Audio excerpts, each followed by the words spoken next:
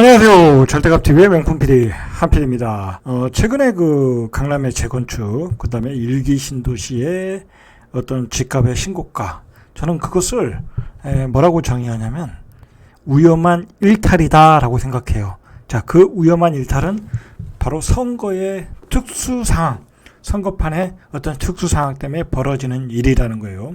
자, 정부는 선거를 앞두고 그리고 이미 치른 대선 선거에서 재건축 특별법을 만들어서 표심을 잡으려고 했고, 자, 그게 지방선거로 이어지고 있다. 그리고 그 지방선거의 핵심 경쟁 지역, 자, 지금 치열하게 여야가 경쟁하는 지역은 경기도 지역이다. 지금 윤석열 정부 입장에서는 경기도 지역에서 서울과 경기도를 둘 다 집권하고 싶거든요. 자, 그러면 대한민국의 반은 이기는 거니까. 자, 그런데 어떤 서울에서는 지금 여론에서 앞서는데 경기도에서는 뒤지고 있거든요. 그러다 보니까 굉장히 지금 무리하게 대책을 발표하고 무리하게 추진하겠다고 그러고 계속 오락가락 우왕좌왕하고 있어요. 중장기적 과제라고 그러고 빨리 추진하겠다고 그러고 누구 말이 옳은지 우리가 지금 알 수가 없는 상황으로 가고 있다. 자, 그런 와중에 일기 신도시와 강남의 재건축 시장은 선거판에 지금 특수를 누리고 있다라고 생각을 해야 돼요. 집값이 계속 올라간다고 하시는 분들이 있어요. 부동산 전문가들 중에. 자, 우리가 그것에 대해서 우리가 한번 생각을 해보면, 여러분, 집값이 어떻게 계속 올라갈 수 있나요? 올라갈 수는 없는 거예요. 그죠? 장기적으로 보면 우상향이 맞지만 어느 정도 고점이 오면 급격한 조정을 줄 수밖에 없는 거예요. 자, 그런데 계속해서 집값이 올라간다고 주장을 하는 사람들이 있어요. 특히 강남의 경우에 평당 1억이다, 평당 2억까지 올라간다, 그렇게 주장하는 사람들이 있어요. 자, 저는 그렇게 주장하시는 분들의, 자, 이거 굉장히 위험한 생각이다라는 거예요. 강남이 평당 2억을 간다, 3억을 간다. 어느 시기에는 분명히 그렇게 갈 수가 있어요. 돈의 가치는 떨어지게 되어 있으니까. 자, 근데 왜 그게 위험한 생각이냐면, 만약에 지금 이제 강남의 집값이 평당 1억인데, 자, 그러면 앞으로 강남에서 분양하는, 특히 A급지에서 분양하는 아파트를 지금은 아마 한 15억 정도, 한 15억 정도면 분양가 상한제 지역이니까 그 정도 분양을 받을 수 있는데, 자, 만약에 분양가 상한제가 풀리고 만약에 30억이 분양하면 어떻게 될까요? 자, 30억이 분양하면 이제 평당 얼마가 돼요? 평당 1억이 되는 거잖아요, 거의. 자, 그렇게 되면 사람들이 분양을 받을 수 있을까요? 당연히 분양을 못 받죠. 일반인들은 이제 강남을 진입할 수가 없어요, 30억이 되면. 자, 그렇게 돼도 수요는 있다. 30억에 받을 수요는 대기하고 있다라는 게 강남은 계속 올라간다고 상승률을 주장하는 사람들의 이야기예요. 자, 그런데 정말 그렇게 되면 문제는 강남에 진입을 할 수 없다라는 거예요. 저는 개인적으로 그 강남의 억대, 1억, 2억 상승을 주장하는 사람들, 이렇게 주장하는 사람들의 머릿속에는 그런 생각이 들어가 있는 것 같아요. 강남은 분양가 상한제가 풀려도 된다. 풀려서 강남은 그냥 수요에 맞게, 수요가 충분하니까 평당 1억에 분양해도 된다라고 이렇게 주장하는 사람들의 그런 생각들의 어떤 배경이 있는 게 아닌가라고 저는 의구심을 가질 수밖에 없어요. 자, 좋아요. 그러면 강남이 평당 1억에 분양을 한다고 하면 반포에 있는 아파트, 원베일리 그런 그 좋은 아파트들의 평당 1억을 분양한다고 하면 어떻게 되겠어요, 세상에. 일단 우리 중산층들은 강남에 진입할 수가 없어요. 30억 분양하면 청약도 못해요. 이제는 청약도 못해요. 자, 그럼 강남이 30억에 평당 1억에 분양하면 그 옆에 송파는 얼마에 분양하겠냐고요. 그죠? 평당 7천에는 할 거 아니에요. 자, 그럼 옆에 강동구는 또 얼마에 분양을 하겠냐고. 평당 5천, 6천은 해야 될 거 아니에요. 그렇지 않겠습니까? 둔천주공 같은데 평당 5천은 해야 되는 거예요. 그러면 어떻게 되겠어요? 그러면 둔천주공 같은 데는 한 16억, 17억이 나오는 거예요, 분양가가. 자, 그렇게 된다는 얘기예요. 위험한 생각이다, 굉장히. 이제 그렇게 되면 가격 상승분을 다 분양가에 반영할 수 있는 어떤 분양가가 나오게 된다라는 거예요. 자, 그래서 제가 생각하기에는 끊임없이 상승론을 주장하는 사람들, 그리고 강남 평당 1억, 2억을 이야기하는 사람들의 어떤 생각은 굉장히 위험한 생각이다. 모든 그 중산층들의 어떤 강남 진입을 막을 수 있는 그런 주장이라고 저는 생각을 해요. 그 내용을, 그 속에 있는 내용을 우리가 해석해 보면 그렇게밖에 해석할 수가 없는 거예요. 자, 그래서 얘기하는 게 그거 아니에요. 이제 양극화는 대세이다. 그리고 똘똘한 한치는 대세이다. 이거 굉장히 위험한 생각이에요. 사실 위험한 생각이다. 그러면 양극화가 대세이고 똘똘한 한치가 대세이면 이제 강남은 30억, 40억 가도 문제가 없다라는 거예요. 그러면 30억, 40억 가는데 분양가 상한제를 풀어줘야 되는 거 아니냐? 그런 논리로 갈 수 있다라는 거예요.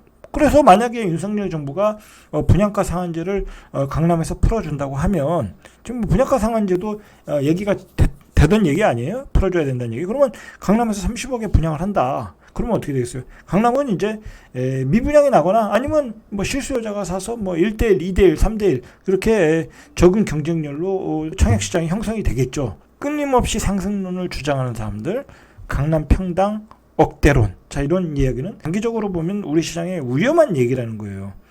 다른 분양가, 대한민국의 집값을 다 자극할 수 있다는 거죠. 요번에 우리가 그 집값이 상승할 때, 사이클에서 상승할 때, 강남이 30억 가는데 우리 마포 용산은 한 20억 가야 되는 거 아닙니까? 그래서 마포 용산이 올랐잖아요. 자, 그래서 마포 용산이 20억 가는데 강북의 역세권은 15억 가야 되는 거 아니냐?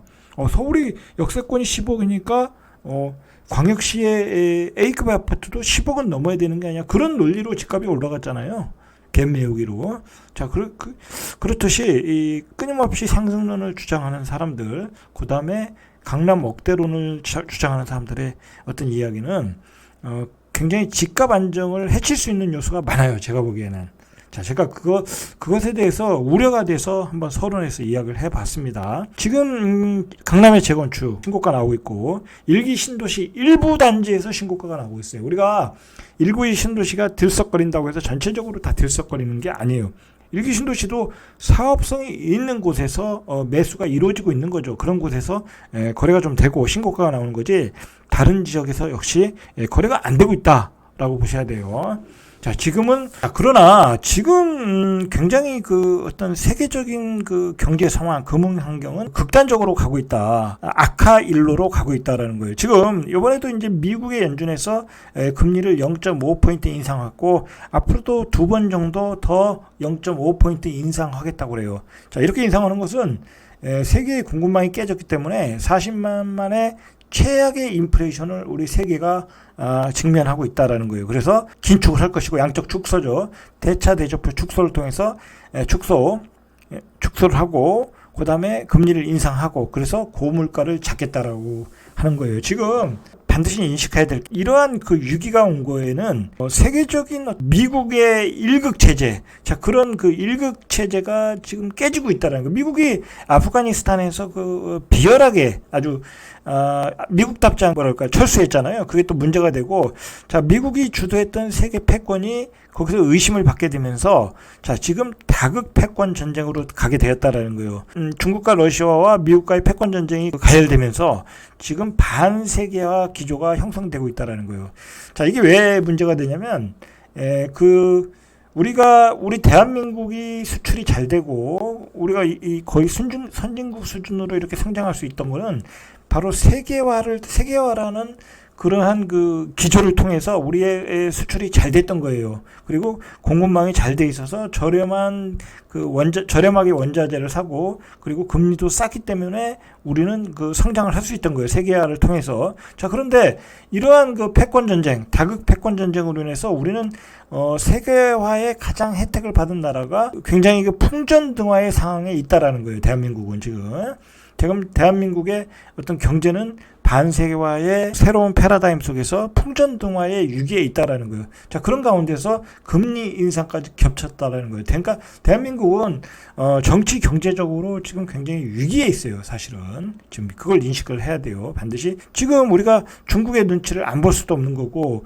러시아의 눈치를 안 볼 수도 없고, 미국은 우리의 최고의 우방국이고, 수출 주도 성장의 우리나라는 위기를 겪고 있다라는 얘기예요. 이 이야기예요. 자, 그런 가운데서 이 집값이 이 정도로 급등했는데 그 상승했던 원인들이 다 제거되고 있는데, 자, 그게 말이 되는 거예요? 말이 안 된다. 이게 말이 안 된다는 거예요. 제 얘기는. 그죠? 아무리 그 어설픈 그 공급망 가지고 집값이 집이 입주 물량이 모자르니까 집값이 올라간다라는 그런 이론 하나만 가지고 앞으로도 집값이 계속 올라간다라고 얘기한다는 것은 무리가 있다라는 거예요. 무리가 있다. 지금 그 연준에서 두 번의 금리를 올린다고 하는데, 자, 그러면 이제 우리나라 금리와 미국 금리가 기준금리가 똑같아지거든요. 자, 그러면 이제 외화가 유출이 되고 우리 환율이 떨어지고, 자, 그러면 우리도 금리를 올릴 수밖에 없는 상황이에요. 자, 그러면 이제 대출 금리가 올라가겠죠. 대출 부담이 가중이 된다. 자, 문제는 벌써 금리를 올리니까 전세 대출 시장이 죽었어요. 그래서 전세 대출이 사람들이 잘 안 받으려고 그래요. 그러니까 이제 전세를 살던 것을 포기하고 월세로 사는 사람이 많다라는 거예요. 자, 우리도 지금 대출 대출 금리 부담이 벌써 오기 시작했는데, 미국은 이제부터 본격적으로 올리기 시작했다라는 거예요. 자, 이런 상황에서 집을 사라. 앞으로도 계속 올라간다. 자, 이게 설득력이 있냐, 이거예요, 있냐. 자, 그리고 중요한 게 뭐냐면, 미국이 그동안 풀었던 달러를 다 걷어들이겠다는 거예요. 자, 그래서, 다음 달에 만기가 들어오는 채권, 주택, 저당증권, 가운데 475억 달러 자산을 재투자하지 않고 시장에 흘려보낼 방침이다. 자, 앞으로 석 달 후에는 이를 950억 달러까지 매달 단계적으로 축소하겠다. 자, 이게 그렇게 되면 미국이 양적 긴축을 한다는 얘기는 우리도 이제 세계은행에서 돈을 꿔가지고 올 거 아니에요. 자, 우리도 양적 긴축으로 갈 수밖에 없는 거예요. 이제 대출 총액이 줄어드는 거예요. 돈이 마르는 거야, 은행에서. 자, 이런 상황으로 가고 있다라는 거예요. 근데 지금 돈이 얼마나 많이 나갔어요. 이제 회수할 거 아니에요, 은행들이. 그리고 대출은 안 나오고. 자, 이게 시장이 제대로 돌아가겠습니까? 자, 미국이 지금 계획하고 있는 그 양적 긴축은 2017년에서 2019년 연준 대차대조법 축소 당시보다 월 상환선이 최대 500달러가 많다라는 거예요. 그러니까 굉장히 많은 그 돈을 양적 축소를 하고 있다. 종전보다 이 양적 긴축은 종전보다 2배에 가까운 속도로 진행되고 있다. 자, 우리가 이런 것들을 가볍게 무시할 내용이 아니라는 거예요. 근데 이런 게 중요하지 않고 그냥 집값은 계속 우상향 한다. 전세값이 올라가고 입주 물량이 모자르니까 그렇게 주장하는 사람들의 난 논리를 모르겠어. 자, 이런 가운데서 지금 일기 신도시와 강남 재건축이 그리고 강남의 A급의 아파트들에서 신고가 놀이가 진행되고 있어요. 그래서 대선 후에 일기 신도시의 시가총액이 증가했다고 그래요. 가격이 올라갔다는 얘기죠. 자, 서울 재건축보다 앞질렀다. 대선 후보와 신도시 재건축 공약, 대선 후보들이 재건축 공약을 내놓으면서 이제 정비 사업에 대한 기대감인데, 이거는 정말 선거판을 이용한 마케팅이었어요. 마케팅용의 기가 얇은 사람들. 그리고 분당 같은 데는 입지가 좋잖아요. 그런데 예를 들어서 이제 그런 사람들이 있거든요. 자기 자식들이 이제 분당에 집을 사야 되는데, 또 오른다고 하니까 겁이 나서 사신 분들이 있단 말이에요. 그리고 투자로도 사신 분들이 있고 지방에서. 자, 그런 것 때문에 올라갔다. 자, 그러나 이 선거판이 끝나면 결국 제자리로 돌아온다는 거죠. 선거판이 끝나면 우리가 봤잖아요. 선거판이 끝나면 정치인들은 그동안 얘기했던 것을 후보자가 아니라 이제 진짜 실제로 국정을 담당하는 뭐 장관들, 국토부 장관, 국무총리 그 사람들이 이 사업은 그 재건축 완화는 속도를 좀 늦춰야 된다. 그리고 중장기적 플랜으로 가야 된다. 또 그렇게 말이 된다니까요. 자, 그렇게 되면 결국은 지금 신도시에서 일기 신도시에서 일어나는 신고가 놀이는 GTX 라인의 최근의 폭락 같이 또다시 일기 신도시 역시 집값은 무너질 수밖에 없어요. 제자리로 갈 수밖에 없다라는 거예요. 우리가 그런 풍경은 많이 봤어요. 왜냐하면 지금 뭐 일기 신도시에서 언급되는 그 재건축이라는 게 2, 3년 안에 되는 일이 아니잖아요. 그죠? 언제 될지도 모르고 그것을 위한 법도 만들어지지 않았다. 법이 언제 만들어질지도 모르고 그 법대로 과연 사업을 해서 사업성이 있는지 없는지도 모르고 그런 상황에서 다시 제자리로 갈 수밖에 없다. 그렇게 보셔야 돼요. 자, 그래서 지금 이제 신문에 나온 얘기로는 투자자들이 문의를 하고 있다고 그래요. 그래서 뭐 일산 강선마을의 한 중개업소 대표는 대선 직후 신도시 재건축 바람이 불면서 서울지방에서 원정 투자를 오겠다는 문의 전화가 줄을 이었다. 그래서 대선을 전후해서 시세가 3천에서 7천까지 오른 단지가 있다. 자, 이런 기사를 보면 가서 사고 싶겠죠. 자, 근데 중요한 건 팩트는 뭐냐면 한번 그 사이트에 들어가서 한번 실제 거래된 걸 보세요. 다 오른 게 아니다. 다 거래된 게 아니다.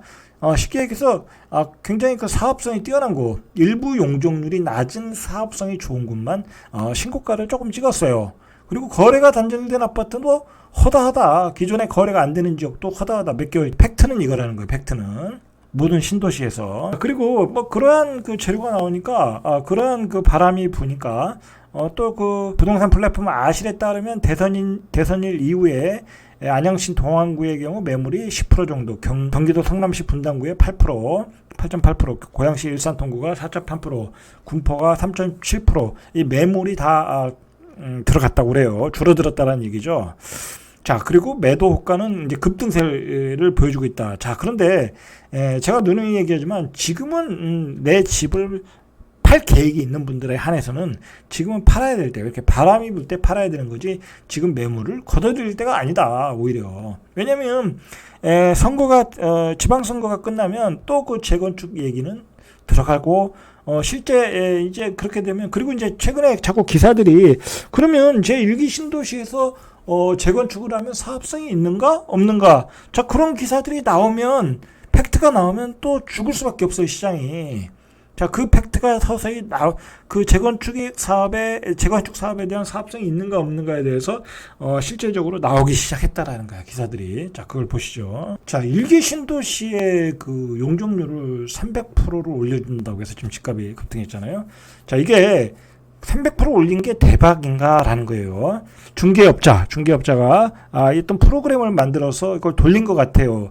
사업성이 있는지 없는지 돌려가지고 기사화된 내용인데, 분당 재건축의 사업성이 용적률 300%를 적용했을 때 기존에 84점이었는데 용적률이 이제 기존의 용적률을 적용하면 87점이라는 거예요. 그러니까 3점이 올라간다는 거예요. 성남시 조례대로 3종 일반 주거지역의 기준 용적률을 270%까지 가산했을 때는 84점이었는데 300% 적용하니까 87점이더라. 재건축 사업성이 108개 단지 평균 84점으로 나타났다는 거예요. 용적률 300%로 적용하니까 재건축 사업성이 84점밖에 안 나오는 단지가 108개나 됐다라는 거예요. 그러니까 별로 해당사항이 없다라는 거야. 일기 신도시에서 300%를 적용해도 87점밖에 안 나온다. 자, 근데 100점 정도를 넘어야 사업성이 있다고 그러는 거예요. 그러니까 100점 기준으로 볼 때 점수가 낮으면 사업성이 떨어진다. 84점이니까 사업성이 떨어진다는 거예요. 300%를 적용해도. 자, 예를 들어서 이 프로그램으로 돌렸을 때 사업성이 뛰어난 곳으로 평가받는 곳이 서울 압구정동 아파트의 경우가 사업성 지수가 128점이 나온다는 거야. 자, 그런데 일기 신도시는 300% 돌렸을 때도 87점이다. 자, 이래도 이게 들썩거릴 이유가 있나요? 물론 이 프로그램이 뭐 맞는지 안 맞는지는 뭐 정확히는 우리가 검증할 수는 없지만, 뭐 그래도 어떤 어느 정도 신뢰는 있다고 보고 이렇게 100점 이하로 나오고 있다라는 거예요. 자, 현재 일기 신도시의 평균 용적률이 분당이 184%, 일산이 169%, 평촌이 204%, 삼본이 205%, 중동이 226%라는 거예요. 그래서 이게 또 지구 단위 계획으로 묶여 있어서 재건축 추진이 쉽지가 않다고 그래요. 이게 그렇다고 하면 이제 통합 개발을 해야 된다는 거거든요. 통합 개발을 한다면 시간이 많이 걸린다. 단지와 단지 간의 어떤 그 의견 조절이 필요하니까. 원래 이 지구 단위 계획이 묶여 있으면 이게 개발이 쉽지 않아요. 그리고 사업성 지수 100점을 넘는 단지도 한 곳에 불과하다. 자, 그만큼 사업성 지수 100점을 넘는 곳이 그렇게 흔하지 않다라는 거예요. 그리고 중요한 거는 뭐냐면, 국토부 장관도 이야기하고 있지만 재건축 일기 신도시만 적용할 것은 아니다라는 얘기가 나오고 있어요. 그러면 모든 신도시, 모든 재개발, 재건축에 다 적용할 수 있다는 얘기거든요. 자꾸 그러면 일단은 오래 걸리고 일기 신도시만 특혜를 누릴 수 있는 게 아니라는 거예요. 다른 신도시도 다 적용될 수 있다라는 거예요. 그렇게 되면 어떤 굉장히 그 혜택을 어떤 그 굉장히 재건축 아파트 당사자에게는 굉장히 유리하게 법이 나올 수가 없어요. 왜냐하면 그렇다고 한없이 용적률을 올려줄 수도 있는 것도 아니고, 뭐 기반 시설을 생각해야 되니까 결국은 어떤 절충안이 나오다 보면 그게 큰 메리트가 될 수가 없다라는 거예요. 지금 우리가 뭘 생각해야 되냐면, 지금 그 경기도 시장에서는 아주 이상한 현상이 일어나고 있거든요.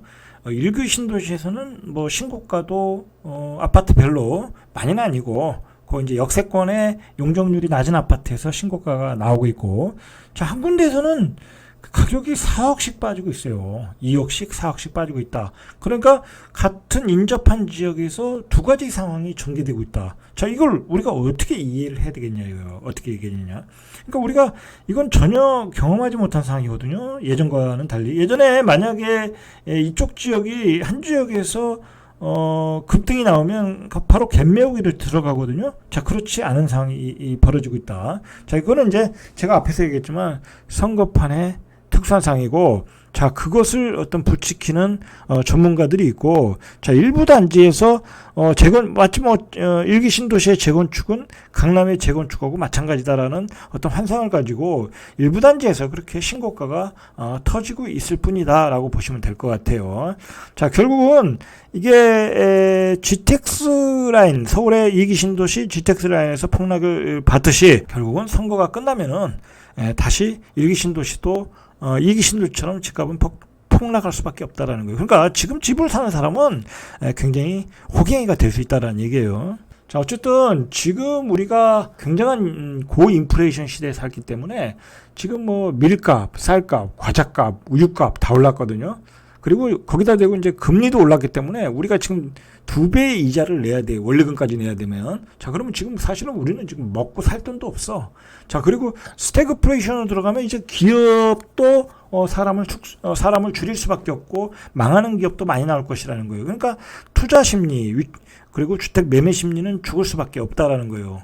그러니까 이게 지금은 모든 상황 자체가 아파트 가격도 이미 사이클상 고점을 쳤고 어떤 경기 상황도 악화일로 가고 있고 금리도 폭등하고 있는 상황에서 결국은 시장은 폭락의 길로 갈 수밖에 없어요. 그리고 그 경제 전문가, 모든 금융 전문가, 자, 그분들이 하는 얘기가 결국은 하반기에 경기 침체가 온다. 경기 불황이 마지막 큰 경기 불황이 남아있다라고 지금 얘기하고 있거든요. 자, 그러면 굉장히 지금은 보수적으로 봐야 돼요. 그리고 가능한 한 대출을 줄여가고 가능한 한 현금화를 많이 해야 되는 시기에 지금 신고가가 나오고 있다는 것은 시장이 잘못돼도 한참 잘못했다라고 보시면 될 것 같아요. 자, 실제로 지금 송도도 2억씩 떨어지고 있어요. 가격이 호가를 낮추지 않는 아파트들은 6개월째 주인을 못 찾고 있어요.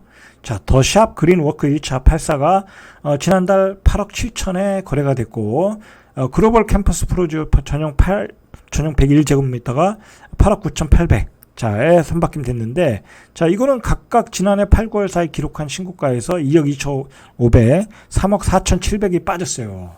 자, 이거 지금 송도에서 84가 9억에 분양해도 미계약이 나오고 있잖아요. 그러니까 그게 기준가가 되니까 9억 이하의 급매물들이 나오고 있다라는 거예요. 예?